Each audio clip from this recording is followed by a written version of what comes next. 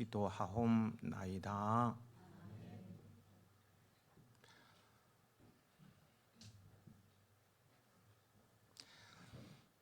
아버지가 아픈 아들을 위해서 희생하는 부성애를 다룬 소설로 유명하기도 한 생물 가시고기는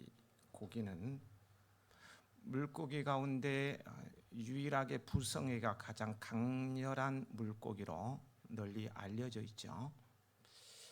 모든 생명체들은 모성애를 통해서 이 세상에 존재하게 됩니다. 그러나 가시고기는 암컷이 산란을 하고 떠나가면 수컷이 적들과 주변의 환경 속에서 알들을 지키며 부화시킵니다. 산란에서 부화까지 걸리는 15일간의 과정을 통해 먹지도 자지도 않고 천여 개의 알들을 모두 부화시키기 위해 자신은 죽어가는 고기입니다.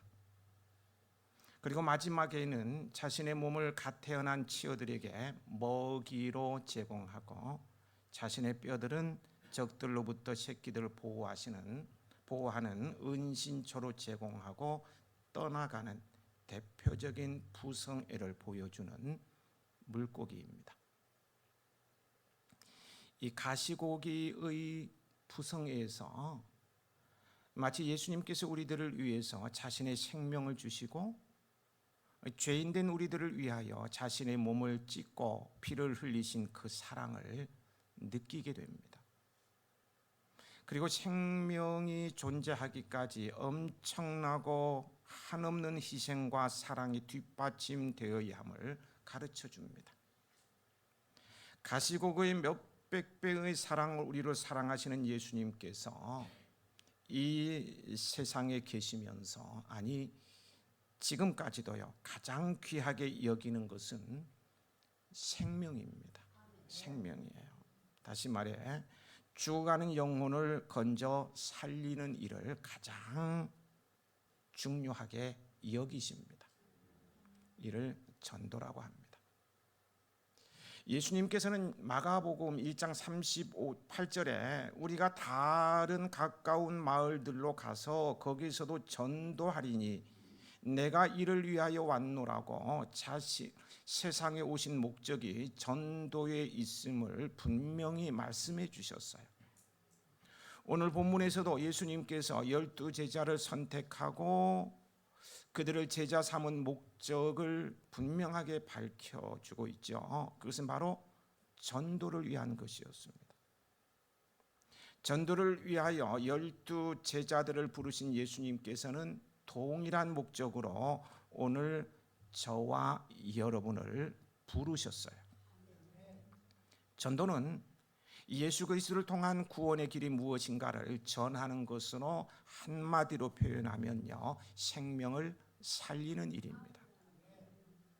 하나님의 말씀에 불순종한 아담과 하와로 말미암아 영원히 저주 아래 있는 인생들에게 하나님의 나라와 영원한 세계가 있음을 알리고요, 그곳에는 예수 그리스도를 통해서만 갈 수 있다는 사실을 전하는 것입니다. 오늘 본문 말씀을 통해 전도의 사명에 붙들리는 은혜가 있기를 축복합니다. 1절, 2절 말씀 함께 읽으실까요?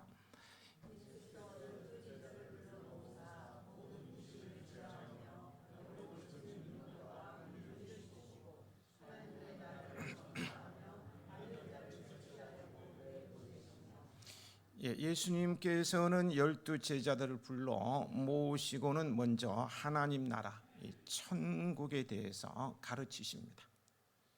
그 천국은 예수님을 통해서만 갈 수 있습니다. 그리고 그들에게 모든 귀신을 제어하며 병을 고치는 능력과 권위를 주시고 하나님의 나라를 전파하며 앓는 자를 고치게 하려고 보내셨습니다. 파송하신 거예요.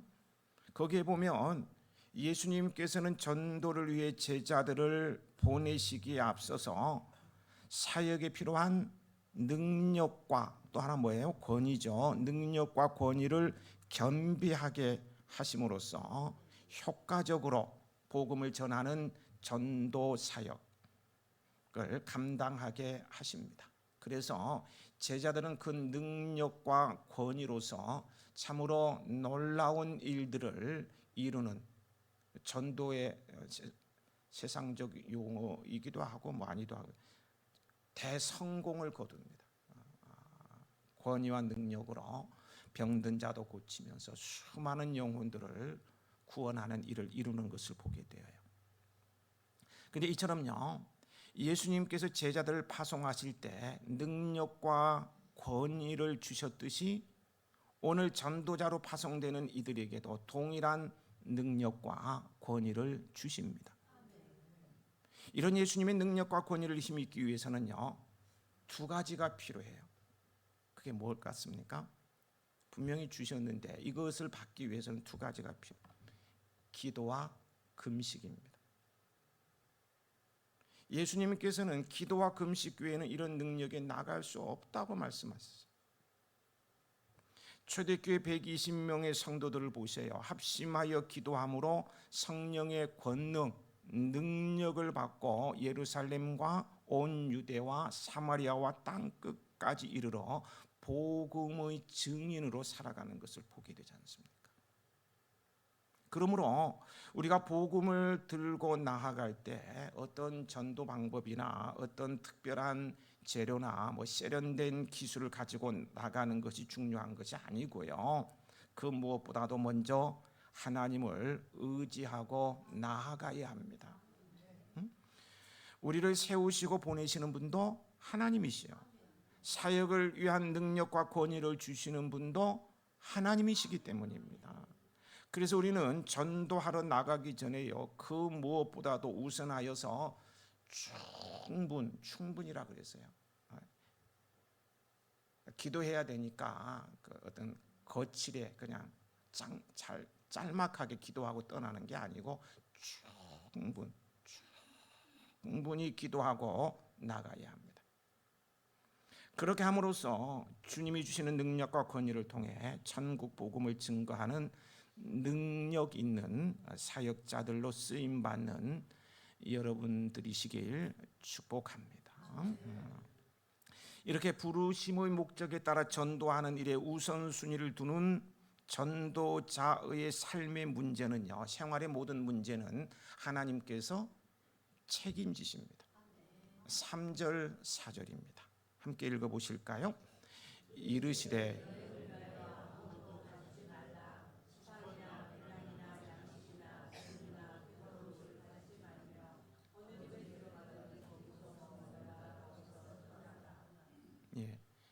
여기에 제자들이 지참해서는 안 될 품목들은요, 당시 여행에 절대적으로 필요했던 지팡이, 주머니, 양식, 돈, 여벌의 옷 등이에요. 지팡이는 먼 길을 가면서 몸을 의지하는 데 쓰이고요, 또 안전을 지키려는 무기가 되기도 합니다.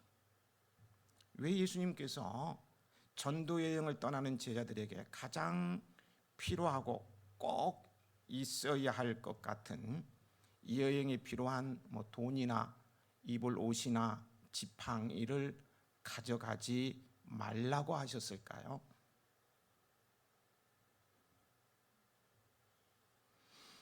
같은 내용의 기사를 기록한 마태복음에 보면은요, 쉽게 이해할 수 있어요. 마태복음 10장 9절 10절에 이렇게 기록되어 있습니다.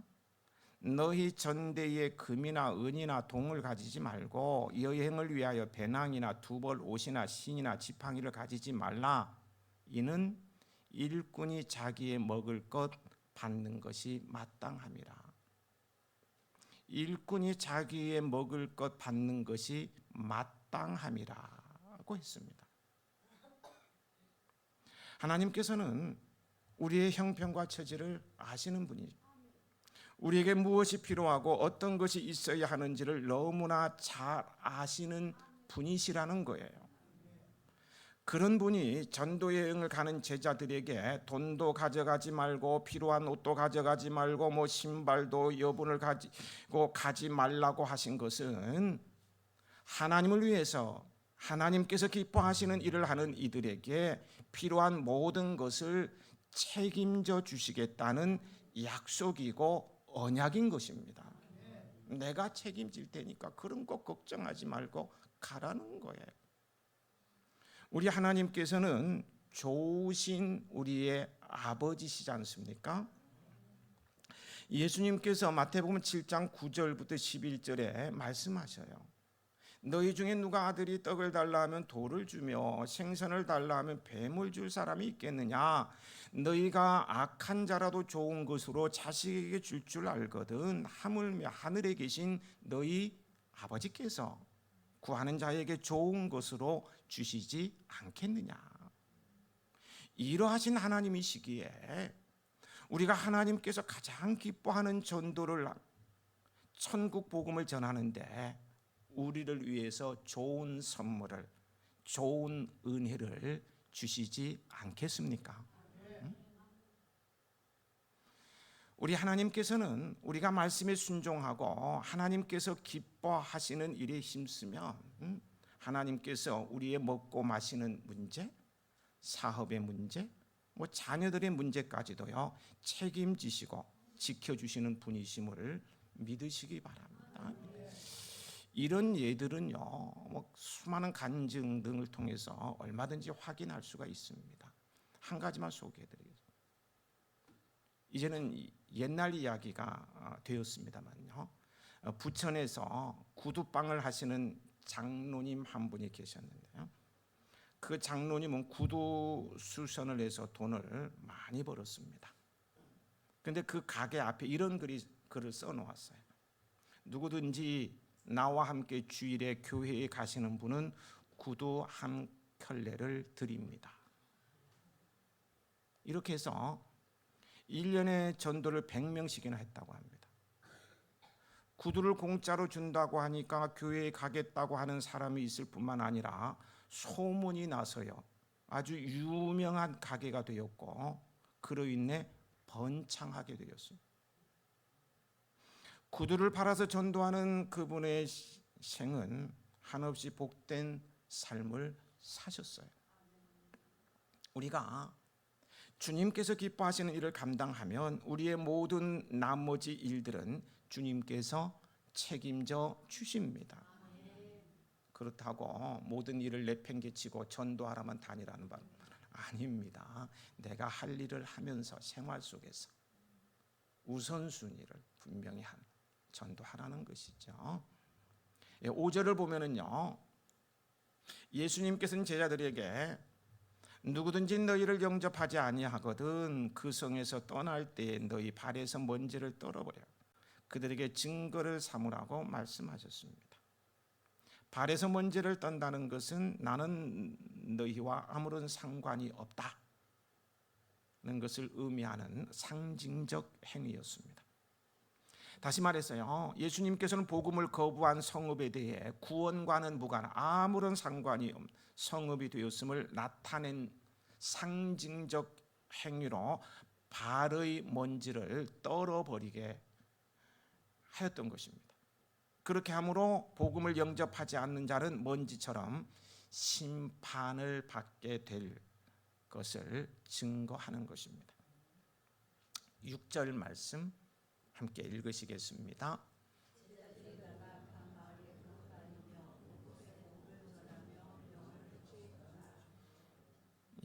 제자들이 예수님께서 맡기신 사역을 받들 때 예수님께서는 말씀하신 대로 영적 능력과 권위를 주셨어요. 아주 성공적인 사역이었습니다. 대단한 사역이었어요. 우리 역시 주님의 파송을 받은 복음 전파자로서 이런 능력과 영적 권위가 주어졌음을 믿고 행하는 그런 전도자가 되어야 합니다. 그래서 충분히 기도하고 나가면 이런 엄청난 일들이 우리에게도 펼쳐진다는 것입니다. 우리 교회는 두드림 전도대를 결성하여서 매주 화요일 전도를 하고 있습니다. 생명을 살린 일에 부르심을 받은 여러분들의 자발적이고 적극적인 참여를 기대합니다. 어찌 아멘이 없어져 버렸나? 감사합니다. 또한 텃밭 상추 나눔을 통해서도 전도하려는 계획 중입니다. 요즘 교회 주변에 아파트가 들어서기 시작했어요. 저쪽에 그 아파트 이름을 몰라서 물어보면 가르쳐주면 또 잊어버리고, 지나가면서 간판 보고 그렇지 또 돌아서면 잊어버리고. 이름이 뭐예요? 엘프라우드. 기억이 전 적어왔어요. 하도 잊어버려가지고. 왜 아파트 이름을 이렇게 어렵게 짓느냐 했더니 이유가 다 있더라고요. 이유가 뭐예요? 시어머니가 뭘 찾아오지 못하게 하려고, 그래서 어렵게 이름을 지었다, 이렇게 얘기들을 하시더라고요. 맞는지 틀리는지. 어떻든요, 아파트 입주에 맞춰 6월 말 7월 초부터 입주 시작하면 이제 사모도 하고 쭉쭉 계속 이어지면 우리 전도의 황금기가 우리에게 전개될 것 같습니다. 기대를 가지고 대대적으로 전도하여서 많은 열매를 거뒀으면 하는 소망을 가지게 됩니다. 부르심에 순종하는 자에게 주님께서는 필요한 모든 것을 책임져 주시겠다고 약속하셨습니다. 이 사역에 우리 성도들이 남의 일 보듯이 하지 말고요, 내 일처럼 나선다면 전도의 풍성한 열매를 거두게 될 것이고요, 하나님께서 기뻐하시겠죠. 기뻐하시면 마음의 소원이 이루어집니다. 그리고 여름에는요, 복음을 들고 예수 그리스도의 이름으로 캄보디아로 아웃리치를 떠나고자 합니다. 여기에는 많은 비용이 발생합니다. 비록 여러 여건상 동참하지는 못할지라도요, 주님께서 감동 주시는 대로 물질이나 물품 후원 등으로 동참해 주시면 고맙겠습니다. 초기 한국교회 신자들은요, 성도들은 하나님의 말씀을 듣는 데 그치지 않고 말씀대로 실천하였습니다. 그래서 한국교회의 특징은요, 말씀과 행함이 일치한다는 거예요. 요즘 와서 그렇지 못해서 사회의 지탄도 많이 받고 있죠. 말씀을 듣는 데 그치지 않고 말씀대로 실천해요. 전도는 선택이 아니고 필수로 생각하면서 전도하는데 목숨을 걸다시피 했습니다. 스코틀랜드 선교사인 장로교 존 맥킨타이어와 존 로스가 만주에서 한국인 이응찬, 서상윤을 만나 복음을 전했는데요, 이 서상윤이라는 사람이 한국인으로서 최초로 목판을 일일이 깎아서 성경을 번역 인쇄해서 1882년에 누가복음과 요한복음을 내놓게 되었습니다. 그러니까 중국에서 성경이 먼저 번역되고 나온 거예요. 그런데 그는 거기서 그치지 않고요, 자기 고향인 황해도 장년의 솔레에 복음을 전하려고 생명을 겁니다. 1884년 봄 그는 로스 선교사가 보내준 6,000권의 성경을 당시 만주에서 온 이성하와 함께 나눠주며 쉬지 않고 복음을 전해서요, 그해 솔레에 한국인의 손으로 최초로 세워진 교회당을 설립합니다. 외국 자본이 아니고 순수한 한국 사람이, 세문안 교회가 그로부터 2년 3년 후에 자립이라기보단 선교사님들 도움을 통해서 세우게 되고, 그 이전에 세우던 로마 캐톨릭은 전부 로마 캐톨릭에서 지원해준 돈을 가지고 교회를 지었어요. 그러나 솔레에 있는 교회는 한국인의 돈으로 순수하게 세워진 최초의 교회라고 할 수 있습니다. 그래서 백남준 박사는요, 이 솔레를 가르쳐서 한국 프로테스탄트 교회의 잊을 수 없는 요람지라고 부를 만큼 솔레는 한국 교회 역사의 발상지요, 세계적인 주목을 끌었던 곳인데요, 이 교회는 그 지방 사람들의 재정적 뒷받침으로 세워졌는데 58세대 가운데 50세대가 전도되었다고 합니다. 그 조선시대에 성경을 보면 잡혀가서 죽고 투옥되는 그때에 58세대 가운데 50세대가 예수님을 믿었다는 거예요. 엄청난 일이었습니다. 엄청난 일이었어요. 서상류는 원근 가까운데 먼데 가리지 않고요, 성서를 가지고 다니면서 복음을 전했는데요.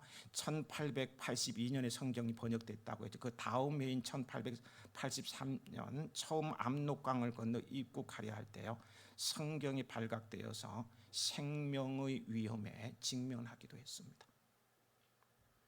전도하는 데 있어서 늘 위협과 박해가 있었기에 용기와 지략이 필요하면 두말할 필요가 없을 것입니다. 서상류는 성서를 가지고 다니면서 원근을 가리지 않고 남만주 지역에 흩어져 사는 동포들에게 나눠주고 서울을 왕래하면서 피곤한 줄도 모르고요, 복음을 전했다고 합니다. 대단한 열정입니다. 오늘도 주님께서는 이런 헌신자를 찾고 계시지 않을까요? 생명을 살리는 전도 사역은 하나님께서 매우 기뻐하시는 사역이기에 전도에 헌신하는 자에게는 능력과 권위로 행하게 하시고 생의 모든 것을 책임져 주실 것입니다. 7절부터는요, 예수님의 사역과 예수님께로부터 보냄을 받은 제자들의 전도 사역을 통해 나타나는 능력에 대한 분봉왕 헤롯의 반응인데요, 그 가운데 7절 8절 말씀을 먼저 같이 읽어보겠습니다. 분봉왕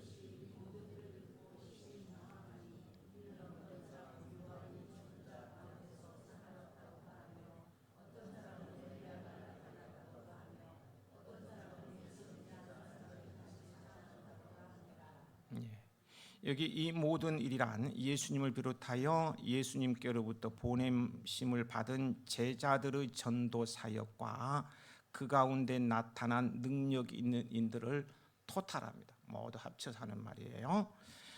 동생 빌립의 아내 헤로디아를 아내로 삼았다가 이를 책망하는 세례 요한을 참수했던 사탄의 하수인 갈릴리아와 베레아의 분봉왕 헤롯 안디바는 예수님과 제자들을 통해 귀신과 병마가 물러가고요, 하나님의 나라가 강력하게 증거되자 이를 듣고는 세례 요한의 환생으로 오해한 나머지 심히 뭐했다 그랬습니까? 당황하였다고 했습니다. 이 말은 두려워했다는 말입니다. 막 겁먹었다는 거예요. 세례 요한이 환생한 줄 막 겁먹었어요. 두려움에 사로잡혔다는 거예요. 그러나 본문이나요, 성경 그 어디에도요, 그가 두려움에 사로잡혀 막 겁먹었음에도 불구하고요, 회개하였다는 기록은 없습니다. 이러한 헤롯의 행동을 통해 범죄한 자가 마땅히 취해야 할 행동에 대해 다윗과 비교해서 설명해 보겠습니다. 왜 다윗과 비교하느냐 하면요, 이들은 다 같은 왕으로서 동일한 범죄를 저질렀지만 그 결과는 천양지차였기 때문입니다. 먼저 다윗부터 보겠습니다. 다윗은 이스라엘의 왕으로 부하의 아내를 자기의 아내로 삼는 무서운 간음죄를 저질렀어요. 뿐만 아니라 자기의 죄를 은폐하기 위해서 그 충성스러운 부하를 음모를 통해서 살해하였습니다. 이처럼 간음죄와 살인죄라는 범죄는 헤롯이 저지른 범죄와 완전히 동일합니다. 하지만 그 후에 다윗은요, 선지자 나단의 책망을 듣자 즉시 회개하며 자기의 죄를 자복하였습니다. 엄청나게 회개하고 자복했어요. 이런 다윗을 하나님께서는 잠시 징계하셨지만 오히려 그의 왕위를 견고하게 세워주셨고요, 예수님의 조상이 되는 영광까지 내려주셨습니다. 반면 헤롯은 어떠했습니까? 그 역시 왕으로서의 권력을 앞세우며 동생 빌립의 아내를 자기의 아내로 삼는 간음죄를 저질렀어요. 하지만 그는 세례 요한의 책망을 듣고 회개하기는커녕 오히려 술좌석에서 자기의 맹세와 주위의 시선으로 인해 양심의 가책이 있었지만요, 그 양심의 가책을 막 억누르면서 의로운 선지자인 세례 요한을 목베어 죽이고 말았습니다. 간음죄, 살인죄 뿐만 아니라요, 그 후에도요, 빌라도 아시죠? 빌라도와 연합하여서 예수님의 십자가 처형에 대한 공동 정범이 되고 말았어요. 이로 말미암아 그는 영원한 범죄자로 남게 되었습니다. 이와 같은 사실을 통해서요, 범죄와 회개 그리고 심판의 관계에 대해서 다시 한번 우리는 분명히 정립할 필요가 있어요. 흔히 사람들은요, 많은 크리스천도 그래요. 맞죠? 우리 크리스천들은 포함해서요, 흔히 사람들은 하나님께서는 범죄한 자를 심판하신다고 생각하는 경향이 있습니다. 하나님께서는 범죄한 자를 심판하신다는 거예요. 여러분도 그렇게 생각하십니까? 질문이 좀 이상해서 대답을 안 하시는 것 같아요. 하나님께서는 범죄한 자를 심판하시는가요? 아예 침묵으로 그래요. 그렇지 않죠. 그렇지 않아요. 하나님 범죄한 자를 심판 안 하십니다. 그런 분 아니세요. 오늘 이상하네. 이단이 나타나시나? 그런 게 아니에요. 예. 하나님께서는 범죄한 자를 심판하는 것이 아니라 범죄하고도 회개하지 않는 자를 심판하시는 분이세요. 범죄하고도 회개하지 않는 자를 심판하신다고요. 뿐만 아니라 하나님께서는요, 범죄한 자가 회개했을 때 다윗에게 했듯이 더 큰 은혜와 자비와 사랑을 베풀어 주시는 참 사랑의 하나님이세요. 따라서 지혜로운 성도는요, 범죄했을 때 이를 숨기지 않고 즉시 회개함으로써 잠시 징계하시나 더 큰 은혜로 쌓여 주시는 하나님의 사랑을 누리는 성도입니다. 지혜로운 성도이시길 바랍니다. 9절 말씀 함께 읽으실까요?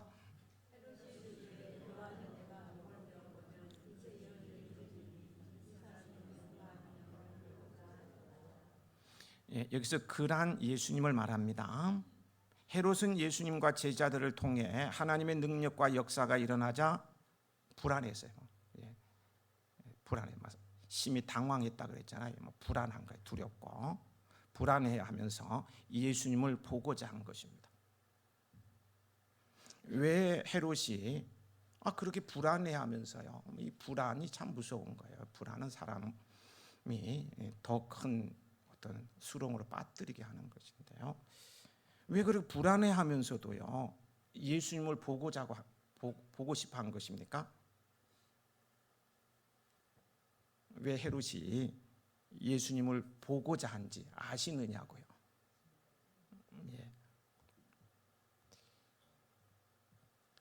그 범죄 심리학에 보면은요, 범죄자는 반드시 범죄 현장에 다시 나타난다는 이론이 있습니다. 반드시 나타난다, 이런 이론이 있어요. 그래서 범죄 수사를 하면 형사들은 반드시 현장을 꼼꼼하게 점검하고요, 그것에 잠복하곤 합니다. 그렇다면 범죄자들은 왜 기억하고 싶지 않은 그 끔찍한 범죄 현장에 다시 나타나는 것일까요? 안 가면 되는데 왜 나타나는 것일까요? 그것은요, 그들이 범죄를 저지르고 불안하기 때문입니다. 불안하기 때문에. 불안해서 가만히 있을 수가 없는 거예요. 가만히 있으면 미쳐버릴 것 같은데, 막 돌아버릴 것 같은데 가봐야 되는 거예요. 그래서 현장에 다시 나타나서 그 어떤 증거라도 혹시 남긴 게 있는지, 내가 어때 뭐라 흘려놓은 거 있는지 뭔 말지라도 확인을 해야 돼요. 모른 척하면 지나도 확인을 꼭 해야 돼요. 막 그런 욕망이 생기는 거예요. 불안해서 견디지 못하는 거예요. 그래서 가면 안 된다는 사실을 알면서도 가면 형사가 숨어 있을 것이라고 짐작은 하면서도요, 너무너무 불안하니까 가게 되는 거예요. 불안 조마조마 혹시 불안 조마조마 해서 잠 못 주무시는 분 계신가요?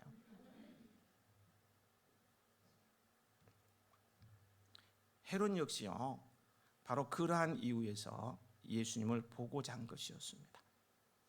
앞에서 말씀드린 대로 그는 동생 빌립의 아내 헤로디아를 동생으로부터 빼앗아 아내로 삼았는데 세례 요한이 이를 책망하자 그를 목베어 죽이고 말았습니다.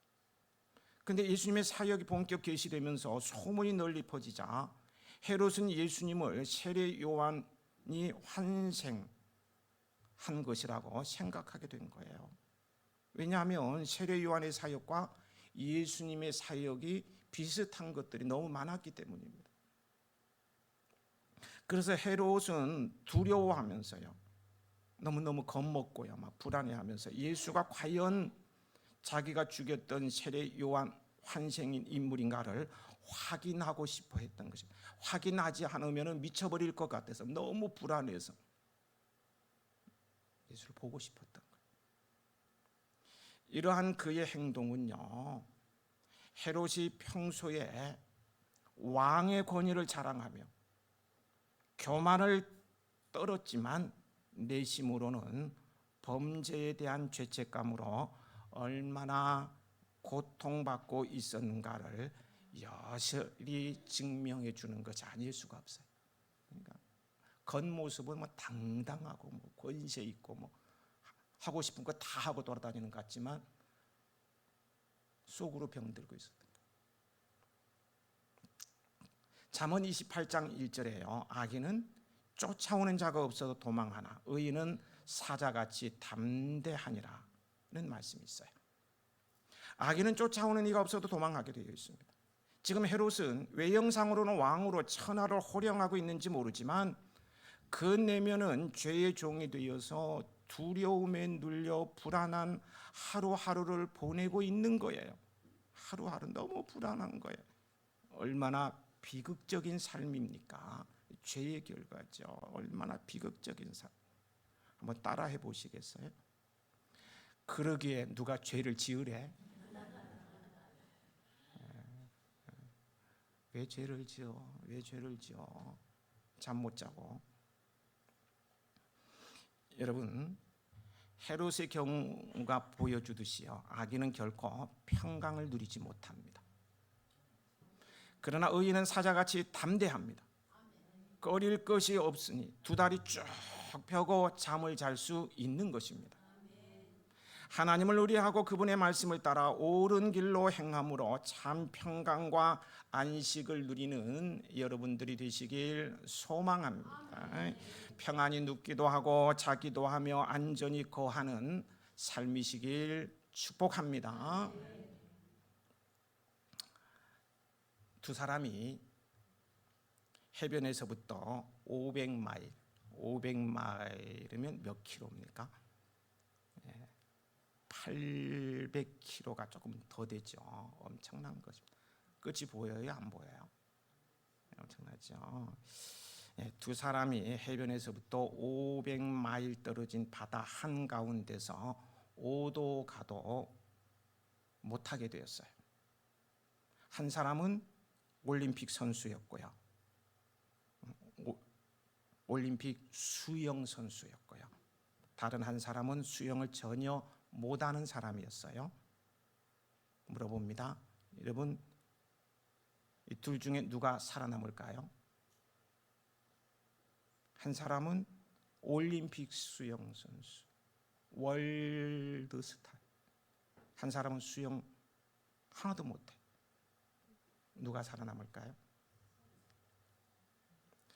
아무리 뛰어난 수영 선수라도 500마일 헤엄칠 사람이 없기 때문에 아무도 살아남지 못합니다. 맞죠? 그러면 구명 헬리콥터가 그들 위에 나타나서 생명줄을 쭉 내려뜨렸다고 가정해 보십시다. 누가 구조될 것입니까? 한 사람은 수영 올림픽 한 사람은 수영 아무것도 못해. 생명줄이 내려왔어요. 누가 구조될 것입니까? 예. 생명줄을 잡는 바로 그 사람만 구조를 받는 거예요. 예. 생명줄을 잡는 사람만 안전하게 구조될 것입니다. 예수님께서 이러한 일을 하셨다고 말씀드리고 싶었어요. 모든 인간들은 그 죄로 인하여서요, 해안에서 500마일이나 떨어진 장소에 있는 것처럼 자력으로는, 자신의 힘, 자신의 노력으로는 자신의 생명을 구원할 수 없고요, 구세주, 구원자가 필요합니다. 구세주가 있어야만이, 구원자가 있어야만이 살 수가 있어요. 이 사실을 깨닫고 예수님을 통한 구원을 받아들인 사람만이 구원될 수 있는 것입니다. 이 진리를 받아들여 예수님을 믿음으로 이미 구원받은 성도로서요, 오늘도 이 놀라운 생명의 복음을 전하며 예수님을 바라보며 천국의 소망을 두고 아름답게 살아가는 우리 해야인들이 되시길 축복합니다. 아버지 하나님,